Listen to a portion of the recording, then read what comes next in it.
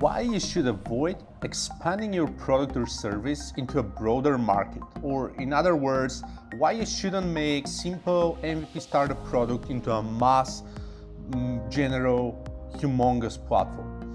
Now, it's really important to understand that there's nothing wrong in building a niche solution, there's nothing wrong in building a platform. However, there are different skills and different traits required to build each of those solutions for your business. For example, if you aim to build the next Uber, you won't be able to start a bootstrap business and be able to find a fleet of hundreds of thousands of cars and kind of manage logistics and entering different markets and distribution centers.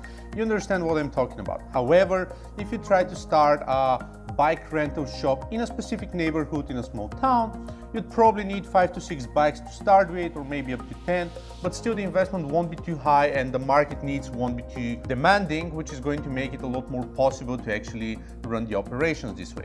To sum it up, the reason I wanted to record this video is the growing trend of businesses trying to start a small products and then expanding into humongous monolith platforms. As an example, I was a great fan of MailChimp. At some point in time, MailChimp started to expand more into landing pages, more into form builders, more into this, more into that. About a year ago, they decided to increase their pricing simply because they added new features and new types of opportunities to their deck, which started as an email marketing solution. And again, as a fan of MailChimp, I started using MailChimp as an email marketing or email automation, whatever you want to call it, solution. And that's essentially including all the same features I have been using 7 or 8 years ago. That's what I'm using nowadays, despite of the fact that they're adding more and more vertical solutions to their market. In other news, I used Instapage for 5 or 6 years, maybe even more, and Instapage was a great landing page builder. They excelled at building landing pages with their visual builder, just drag and drop, having some templates, some starting points, having mobile and desktop view. Those are features that were available 5 or 6 years ago. And now they started to enter the market of PPC, of managing campaigns, of managing productivity of campaigns and results and all that. And as a result, what they end up doing is they increase the scope of their product, regardless of the fact that plenty of people won't necessarily need the same features for that product. And again, I don't feel confident and I don't feel well overpaying and increasing my payment plans, which is actually what I did with both MailChimp and Instapage. Instapage went from $99 a month to $199 a month. MailChimp went through some hike as well. But again, in a nutshell, I'm paying double or so for new features that I don't need, and I don't want to add complexity to these products. The same thing I see with ConvertKit. I also responded to the founder in a tweet that I don't like this trend, and of course he said that landing pages for ConvertKit were the way to go and are necessary to move the business forward and so forth. And I'm sure that some people may want to use both things at the same time.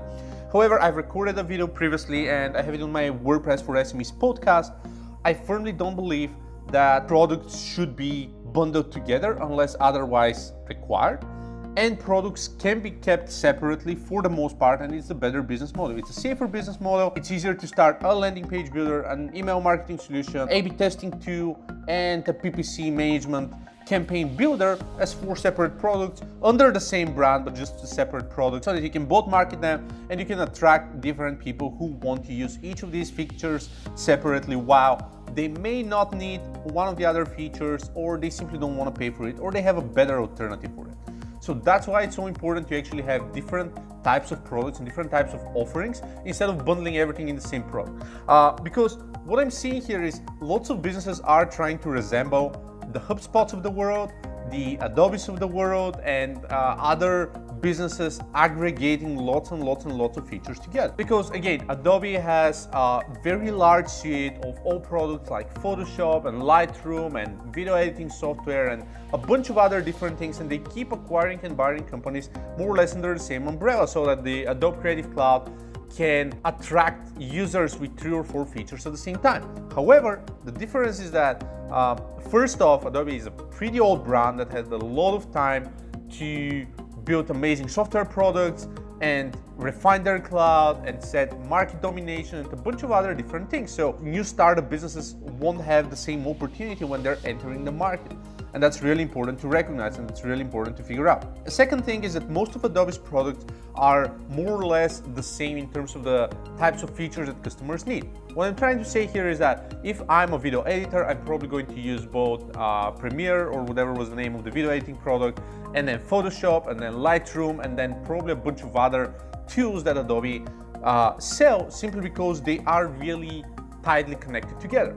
And it's not necessarily the same with email marketing automation and landing pages. You know, landing pages can be one of the gateways for landing customers. However, you may also land customers and kind of close customers through PPC campaigns, Twitter cards, for example, other email builds, like, you know, if you have partnership campaigns with other affiliate marketers or other resellers or anything like that. You know, there are lots of different ways to actually capture emails, and landing pages are just one of the opportunities. This is why, for example, MailChimp and ConvertKit are creating landing pages. Instapage, which is a landing page builder, isn't creating an email marketing product. They're creating a PPC campaign management product for Facebook, for example.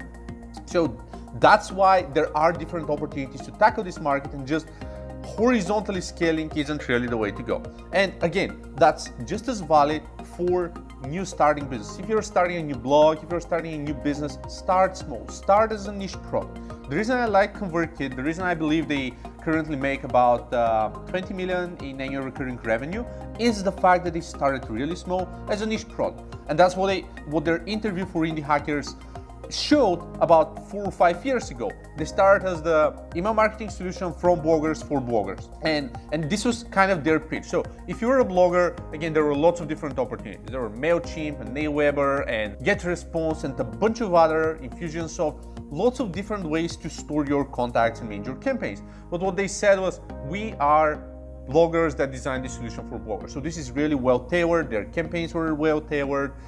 They were targeting small kind of blogging and journalism community. It was a lot easier to intercept a smaller market. And of course, at some point, when they captured a good chunk of the market, they started to expand into other areas of the business and other industries. But it's fine, because it was still the same product with some innovations and some extras and some perks and some features here and there. But the moment they start to add new features as a part of the core product, they are losing the market segmentation from customers who only need one specific solution.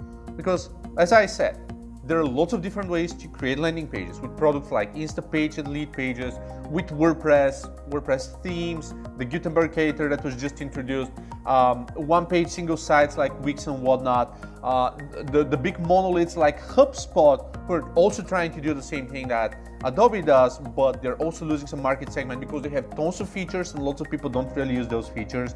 So essentially, lots of different ways to do that. Don't try to enter a really oversaturated market and just bundle that into your solution in order to dilute the value of your product. So again, my advice is, whenever you're building product, make sure you focus, make sure you target a good, decent portion of the market.